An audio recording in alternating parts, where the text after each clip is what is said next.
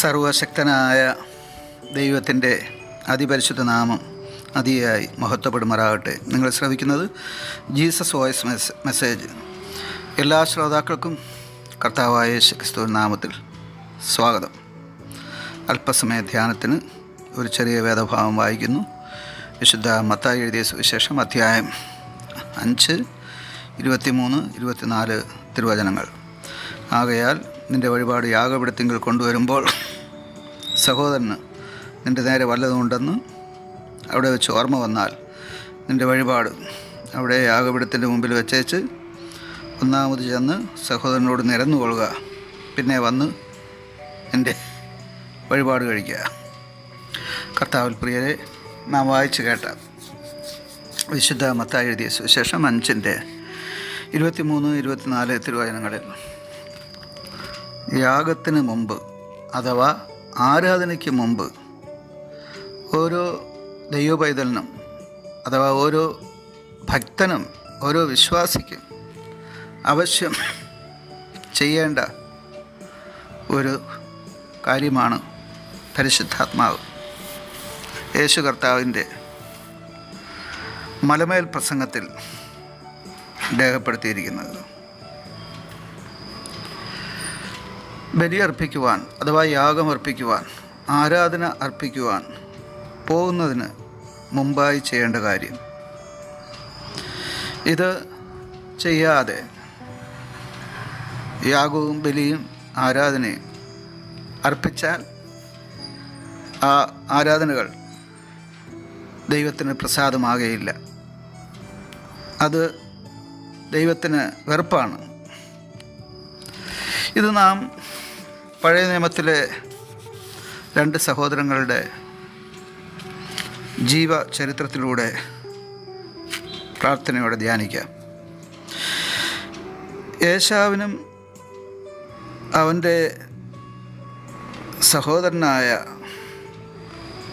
യാക്കോബിനും മധ്യേ ഭയങ്കരമായ ഭിന്നതയുണ്ടായി. ഇപ്രകാരം യാക്കോബിനും ഏശാവിനും മധ്യേ ഉണ്ടായ ഭിന്നത, ഏശാവ് യാക്കോബിനെ കൊല്ലുമെന്ന സ്ഥിതിയിലെത്തി. ഒടുവിൽ അവരുടെ അമ്മയുടെ നിർദ്ദേശപ്രകാരം പിതാവും മാതാവും ചേർന്ന് യാക്കോബിനെ ഏശാവിൽ നിന്നും ദൂരദേശത്തേക്ക് പറഞ്ഞയക്കുകയാണ്. കുറേ വർഷങ്ങൾ യാക്കോബിനും ഏശാവിനും മധ്യേ യാതൊരു ആശയവിനിമയവും ഉണ്ടായിരുന്നില്ല. ആ പക പിന്നത്തേതിൽ മാറിയതിനെക്കുറിച്ച് വേദപുസ്തകം വളരെ വ്യക്തമായി സൂചിപ്പിക്കുന്നു.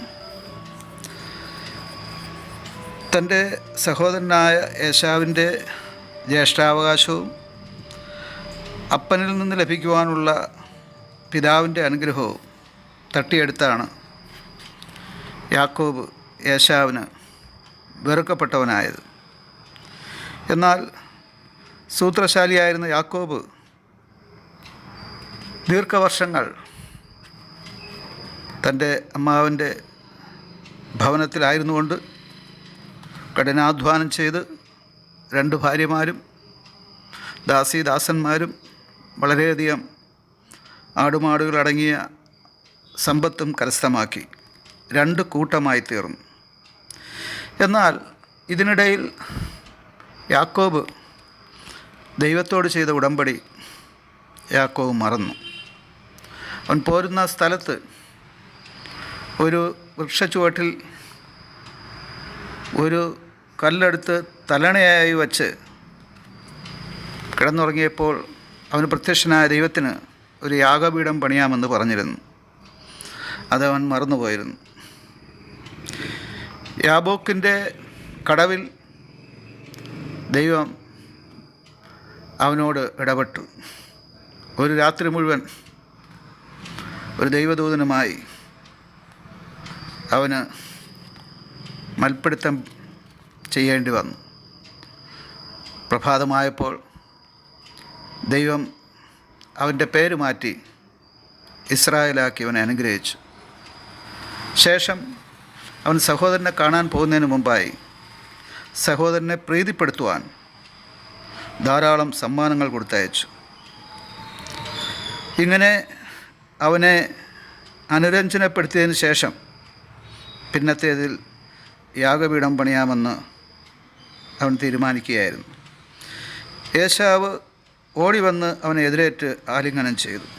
അവൻ്റെ കഴുത്തിൽ വീണ് അവനെ ചുംബിച്ചു. രണ്ടുപേരും പൊട്ടിക്കരഞ്ഞു. കെട്ടിപ്പിടിച്ച് അനുരഞ്ജനത്തിൻ്റെ പാത തിരഞ്ഞെടുത്തു. പിന്നത്തേതിൽ രണ്ടുപേരും രണ്ടു വഴിക്ക് പോവുകയും യാക്കോബ് ദൈവത്തോട് പറഞ്ഞതുപോലെ ദൈവത്തിന് ഒരു യാഗപീഠം പണിയുകയും ചെയ്തു. അതേ പ്രിയമുള്ളവരെ, ആദ്യം നാം ആരോടാണോ പിണങ്ങിയത് അവരോട് ഇണങ്ങുക, പിന്നെ ആരാധന. ഇതാണ് ദൈവം വച്ചിരിക്കുന്ന ക്രമം. ആമേൻ.